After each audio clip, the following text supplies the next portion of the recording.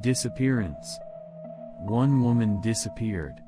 No, she was abducted right in front of me. A bride disappears just before her wedding, and everyone is worried. As the truth is gradually revealed, a startling fact emerges. One of my seniors was a guy named Yuji. He was 1 year older than me in my neighborhood, and we used to play together since we were kids. Since we were both only children, I thought of Yuji as my older brother and he thought of me as his younger brother. We had a good relationship and went to elementary, junior high, and high school together, and we played soccer together all the time, even during club activities. Yuji's open and honest personality made him very popular with both boys and girls. Even the delinquents seemed to take a shine to Yuji, and there was no one who had a bad word to say about him. That's why Yuji was so popular in elementary, junior high, and high school. He had a face like Toma Akuta, and if he had personality and was good at soccer, of course he would be popular. I envied him a lot. But I remember I wasn't very good at studying. Yuji, who played soccer all through elementary, junior high, and high school, fell in love with Mari, who was 1 year older than him and was the manager of the soccer team in high school. It's a long story, so I won't bore you with the details, but I remember we ended up going out after a fierce attack.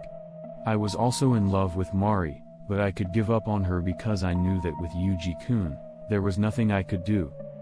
After that, Yuji and I went to different universities, and Mari-sen entered the workforce one step ahead of me from junior college, but somehow I had remained friends with Yuji-kun for a long time, so I continued my relationship with Mari-san in that vein. Yuji got a job as a sales representative for a medium-sized local construction company, and I got a job at the local town office. A few years later, Yuji and Mari were finally getting married, and they asked me to be the officiant.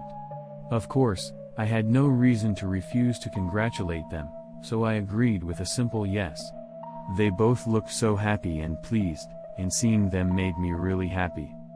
Yes, until that moment. The incident happened at the end of October, less than 2 months before Yuji and Mari's wedding. Mari-san disappeared from Yuji-kun's presence. No, disappeared is not an accurate word.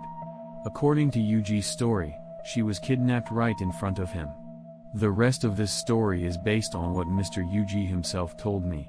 On that day, Yuji and Mari were meeting at a wedding hall in the next prefecture. The meeting started a little late, at 3 p.m., but it dragged on for some reason. By the time it was over, it was around 6 p.m. It would take nearly an hour and a half to get back to their hometown via the national highway, and they wanted to get back to their hometown as soon as possible, considering that they had not yet finished dinner and that the next day was Monday and they had to work from the morning. Therefore, they decided to take a prefectural road with less traffic. Both are mountain roads, but while the national road is a circuitous route, the prefectural road heads straight for the locality. The prefectural road is a narrow road with few exterior lights, but many locals use it because it takes less than an hour to get there. Yuji also chose the prefectural road because it was a road he was familiar with. There were no oncoming cars, no cars in front of or behind them, and the dark mountain road just kept going and going. He said he did not feel that much fear because he was with Mari, but if he had been alone, he would have felt fear. After driving for a while, they saw a tail light in front of them. They both felt a little relieved when they saw the lights. The car in front of them was unusually slow and caught up with them in no time. Yuji was annoyed by the old Mercedes-Benz that was moving slowly ahead at a speed of about 20 kilometers per hour. He tried to pass the car, but it was too slow and he could not see it. He tried to pass the car, but the curves in front of him were so narrow that he could not easily overtake it in case there was an oncoming car. Then, perhaps sensing this, the Mercedes pulled over to the left, flashed its hazard lights, and came to a stop. Yuji carefully overtook the car, which probably meant that he should pass it.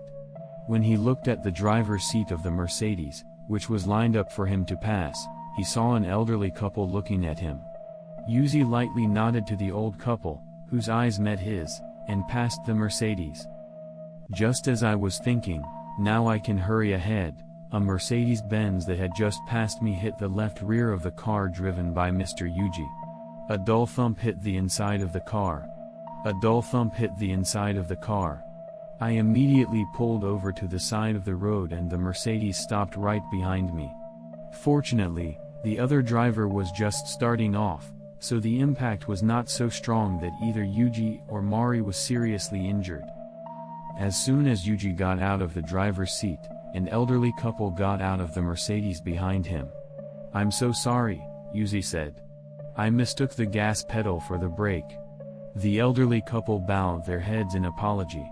Yuji was tempted to say, "That's why elderly people are so bad," but he held his tongue in the face of Mari-san. Both cars were only lightly dented, but Yuji was about to take out his cell phone to call the police and the insurance company. The old man interrupted him and said, "I'll call the police. I'll make the call to the police. The accident was caused by my faulty operation.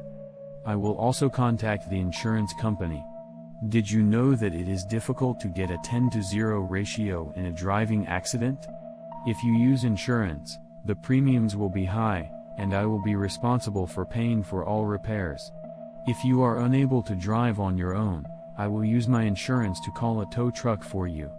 I wondered if she knew much about accidents, but the old husband's firm attitude left me to deal with the situation. The old woman approached me, concerned about Yuji and Mari's condition, and bowed deeply again, saying that her husband was sorry. While she was listening to her husband talking about how he always tells her to stop driving, the old husband was busy making calls to the police, insurance company, and others. After about 15 minutes, the old man finally came back. I finished calling the police and the insurance company. "I'm sorry I'm late, my name is Hayashi." He showed me his driver's license. Yuji remembered that his name was Ikuo Hayashi, born on April 15, 1943. His address was in another city in the same prefecture as ours. "I'm sorry, I really am. My husband won't stop driving even though he is almost 80 years old. But I was worried that he might have an accident like this someday. I would be relieved if he would think about giving up his license."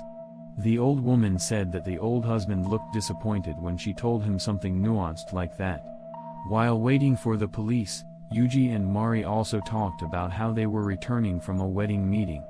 As the old couple listened to the story, they repeatedly apologized for getting involved in such an accident on such a day.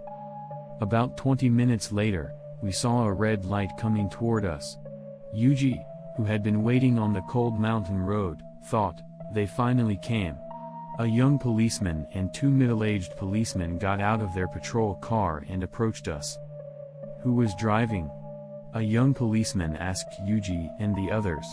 When Yuji and the old man came forward, Yuji lightly waved at Mari and left the scene, as the police were going to conduct an on-site inspection. After about 15 minutes of the inspection, he returned to his car and found that Mari was gone. I looked around and saw Mari in the back seat of a police car. A middle-aged police officer was sitting next to her. I wondered if Mari was listening in.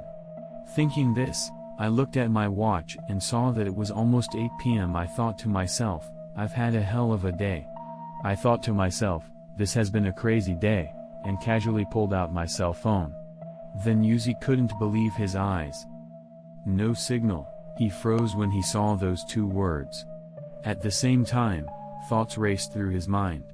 How did that old man call the police if he was out of range? Didn't he call the police? No, he was talking to someone, right? Was he acting? No, the police came, didn't they? So it's just me that's out of range? No,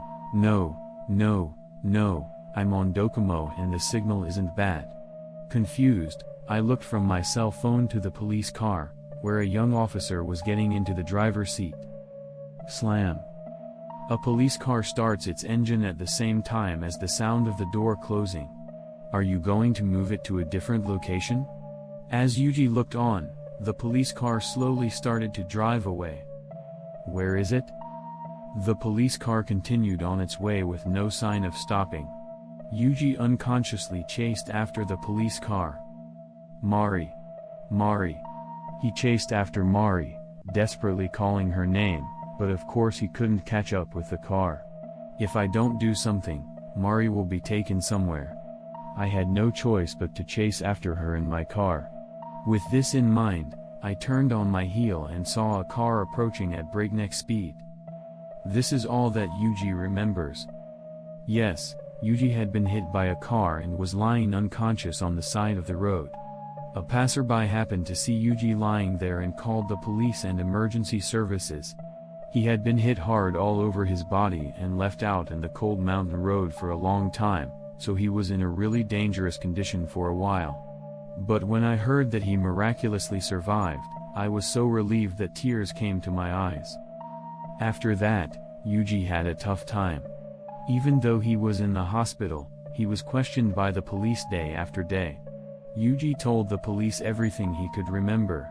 According to the police, they had not received any report of an accident that day. If so, who were the policeman and the elderly couple? What was their purpose in taking Mari away? Why were Yuji and the others targeted? Time passed without any answers. After spending about a month in the hospital, Yuji was able to leave the hospital safely, albeit with crutches. After that, Yuji tried desperately to find Mari by himself, distributing flyers in front of the station asking for information about her, and asking a credit agency to search for the old husband, Ikuo Hayashi. No matter what it takes, I will find Mari. He ended his speech with these words. I could tell that his determination was so strong that he was really risking his life. I was helping Yuji in my own small way. We handed out flyers together, and I drove Yuji, who still couldn't drive, around in search of places. I wanted to help him find Mari-san. It was after the scheduled wedding date.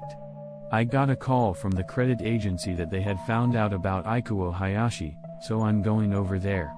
I'm going over there. After that phone call, Yuji disappeared. It was less than a month later that a stranger started living in Yuji's parents' house. I've known Yuji's parents for a long time, but they are not the kind of people who would move in without telling me. They are really polite people, and not only me but also the neighbors know that they are not the kind of people who would do such an injustice. The new residents are a strangely affable middle-aged couple whose smiles make me feel somewhat uncomfortable. Also, Mari's parents' house was destroyed by fire at the same time. The fire broke out in the kitchen in the middle of the night. A classmate from the same high school as Mari's told me that the fire broke out inside the house, but no bodies were found at the scene. Mari's parents, her grandmother, and her younger brother, a college student, were supposedly at home, but no one was there at the time of the fire. And they said they couldn't contact anyone. How is this possible in peaceful Japan? I was so suspicious that people I knew were disappearing unnaturally. Not just one or two people, but even their families disappeared without a trace. I don't even know if they are still alive. I can only hope that they are still alive. The reason I'm leaving this out is that I may be in danger myself. Just last week, I received a call from a blocked number. It's Yuji, how are you? The person on the other end of the line was not Yuji. We've known each other for over 20 years, there was no way I could have mistaken his voice for my own. I got scared and hung up immediately, but was this some kind of warning to me? Or am I being targeted too? I'm really scared. That's all. Lastly, I found out later that Mari was kidnapped near a place called Omachi Route. If you look it up, you'll see. It's a route where many people have disappeared along the way. I won't mention which prefecture or anything like that because I don't know if I'll be identified, but it means that such things may still be happening today. The person who wrote this has since lost contact with me, so I have written on his behalf. This concludes this story. Thank you for listening to the end.